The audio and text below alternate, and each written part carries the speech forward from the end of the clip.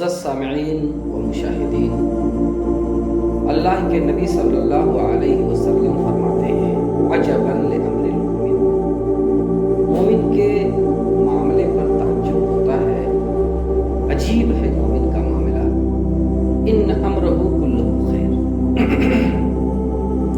کہ اس کے لیے سارے کے سارے معاملات، ساری چیزیں اچھی ہی ہوتی ہیں، ولیس ذاک لأحد الا للمؤمن، اور یہ مومن کے علاوہ کسی کے لیے نہیں ہوتا ہے۔ ان اصابتہ سراء شکر، اگر اس کو برائی لاحق ہوتی ہے تو وہ شکر ادا کرتا ہے، فکان خیرا لہ، تو یہ اس کے لیے بھلی بات ہوتی ہے، اچھی بات ہوتی ہے۔ وَإِنْ أَصَابَتْهُ ضَرَّاءُ، اور اگر اس کو برائی لاحق ہوتی ہے، کوئی تکلیف ہوتی ہے، صبر، تو وہ صبر کرتا ہے، فَكَانَ خَيْرًا لَهُ، تو یہ اس کے لیے بہتر ہوتا ہے، اچھا ہوتا ہے۔ یہ کس کے لیے ہے؟ یہ صرف مومن کے لیے ہے، مومن کے علاوہ کسی کے لیے نہیں ہے۔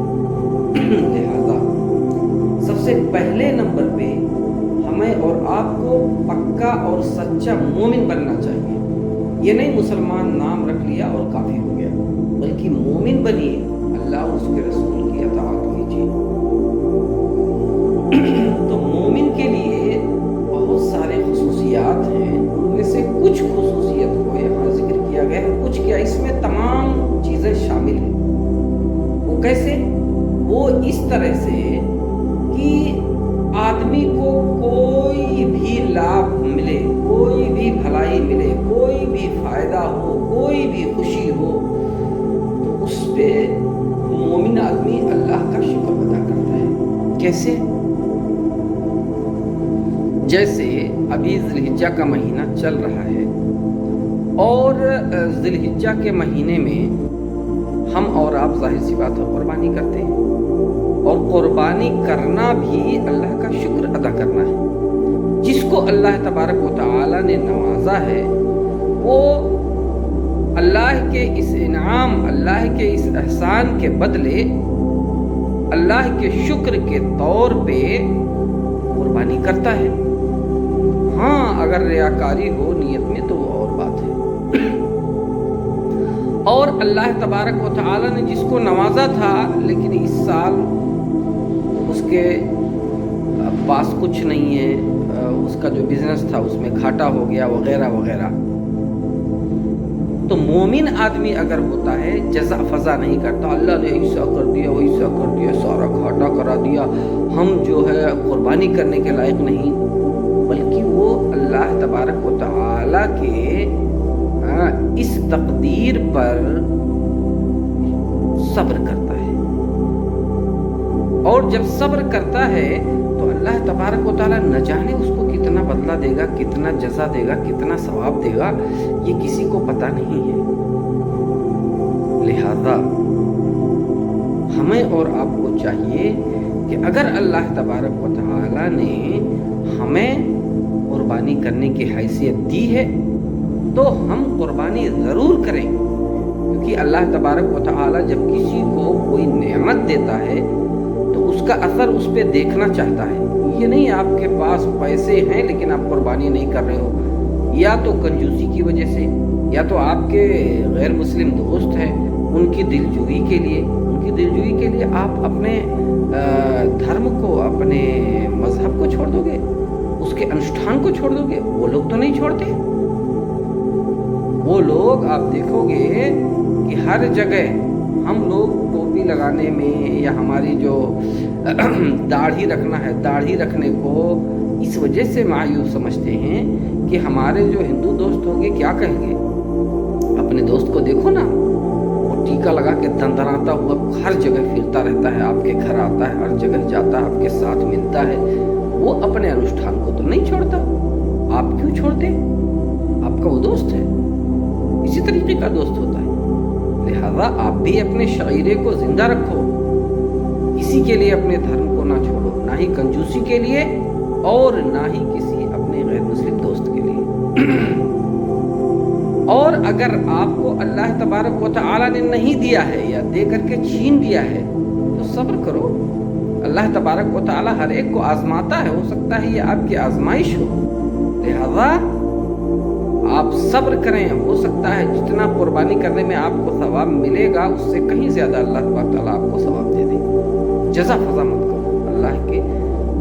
اللہ کے دوارا لکھی گئی تقدیر پر. اسی طریقے سے قربانی کے مسئلے سے بہت ساری باتیں میں نے بتائی ہیں. ایک مسئلہ یہ ہے کہ لوگ جو ہے قربانی کرنے کے لیے مولوی تلاشتے رہتے ہیں, اور دعا پڑھ دو. یہ کون سی بات ہے بھائی؟ یہ تو ہندوانہ رسم و رواج ہے, ریتی ہے کہ جو کوئی بھی کام کرنا ہے پنڈت جی کو بلاؤ. ہمارے یہاں بھی یہ ریتی رواج ہو گیا ہے. جنازہ پڑھانا ہے مولوی صاحب کو بلاؤ, عید کی نماز پڑھانی ہے مولوی صاحب کو بلاؤ, نکاح پڑھانا ہے مولوی صاحب کو بلاؤ, ختنہ کرانا ہے مولوی صاحب کو بلاؤ, اور یہاں تک کہ یہ قربانی کرنی ہے مولوی صاحب کو بلاؤ. یہ کون سی بات ہے؟ ہمارے اسلام میں ایسا کچھ نہیں لکھا ہوا ہے کہ بغیر مولوی صاحب کے کوئی کام نہیں ہوگا. مولوی صاحب آئیں گے تبھی کام ہوگا. یہ سب غلط باتیں ہیں. آپ نہیں جانتے کیا بسم اللہ اللہ اکبر پڑھنا؟ آپ یہ کہنا نہیں جانتے اللہم تقبل منی یا من فلاں فلاں فلاں؟ اور عربی میں نہیں کہہ سکتے اس کو تو اردو میں کہیں اللہ تبارک تعالیٰ میری طرف سے اس کو قبول کر, یا فلانے کی طرف سے, محمد کی طرف سے, احمد کی طرف سے, عبداللہ کی طرف سے, وسیم کی طرف سے, جس کی طرف سے اللہ تبارک تعالیٰ اس کو قبول کر. اس کے بعد بسم اللہ اکبر کہہ کے اور ذبح کریں. آپ خود کر سکتے ہیں, کسی مولوی کی ضرورت نہیں ہے, کسی عالم اور فاضل کی ضرورت نہیں ہے. اس میں کہاں ضرورت ہے؟ لیکن نہیں, ہم کو وہ بڑا والا دعا چاہیے, انی وجہت وجہی للذی فطر السماوات والارض, یہ والی دعا چاہیے. ہم لوگوں نے اسلام کو کھلواڑ بنا لیا ہے, اور جیسے ہم دیکھتے ہیں کہ ہندو جس طرح کرتے ہیں اسی طرح ہم بھی کرنے لگ گئے ہیں. کسی کو بلانے کی ضرورت نہیں ہے. جو بسم اللہ اللہ اکبر پڑھنا جانتا ہے وہ قربانی کر سکتا ہے, کوئی مسئلہ نہیں ہے. لہذا بلا وجہ ادھر ادھر بھٹکیے مت, اور اللہ نے جو نعمت دی ہے تو اس نعمت پر اس کے شکرانے کے طور پر قربانی کریں. اور بعض لوگ قرض وغیرہ لے کے قربانی کرتے ہیں, یہ آپ کے اوپر جب واجب ہی نہیں ہے, حقیقت میں یہ سنت ہے. اور جب سنت کے لیے آپ جا رہے ہو ادھر ادھر لوگوں سے ادھار لے کر کے اس کو کرنا ہے, ایسا کرنا ہے, ویسا کرنا ہے, تو یہ سب غلط باتیں ہیں. آپ کے اوپر یہ واجب نہیں ہوا ہے, آپ کے پاس مال ہی نہیں ہے. جس طریقے سے اگر آپ کے پاس زکوٰۃ کا مال نصاب تک نہیں پہنچا ہے تو اس کو جو ہے آپ کو نکالنا ہی نہیں ہے. آپ کے پاس استطاعت نہیں ہے تو حج نہیں کرنا ہے. آپ کے پاس استطاعت نہیں ہے, کیوں جا رہے ہو اور جو ادھر ادھر پیسے مانگ کے اس کے بعد قربانی کرنے کے لیے؟ اللہ کا خوف کرو, اللہ سے ڈرو, اور اگر نہیں ہے تو صبر کرو, اللہ سے دعا کرو. اللہ پاک تعالیٰ ہمیں بھی توفیق دے. انشاءاللہ اللہ پاک تعالیٰ ہر ایک کو اس کی توفیق دے گا. اللہ سے دعا ہے کہ الہ العالمین ہمیں سچ بات کہنے کی اور سچ کے مطابق عمل کرنے کی توفیق دے. آمین.